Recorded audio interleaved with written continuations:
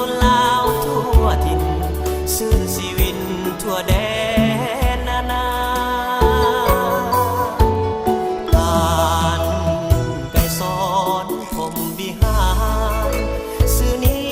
ดังต้องมานานให้ลูกหลานเธอทูลเลื่อยมาท่านคือผู้นั้นที่องค์อาจปราดเปรื่องปีศาจนำเอาแสงสีทองแงงกามาสู่ป่าซา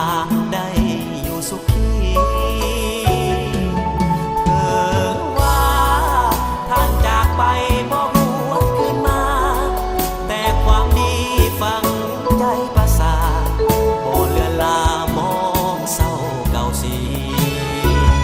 คงอยู่คู่ลาวสาวภาษาสัวนาตาบีเป็นขวัญใจประสาลังผู้ชีวิตสัวกาลนาลูกหลานลาวจะเลือกบุญคุณขอส่งพรส่งบุญให้ดวงวิญญาณสู่สวงสวรรค์ตราบสู่ดินฟ้าสาวภาษาขอปฏิญาณจะสร้างแป้งดินแดนเมืองบ้านให้รุ่งเรืองเจริญถาว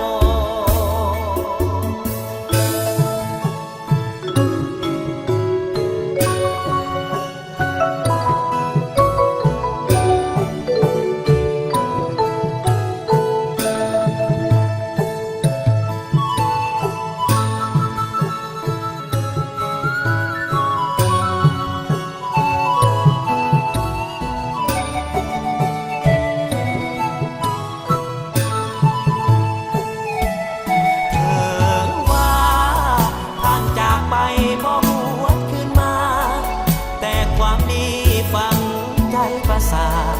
บ่เลือนลามองเศร้าเก่าสีคงอยู่คู่ลา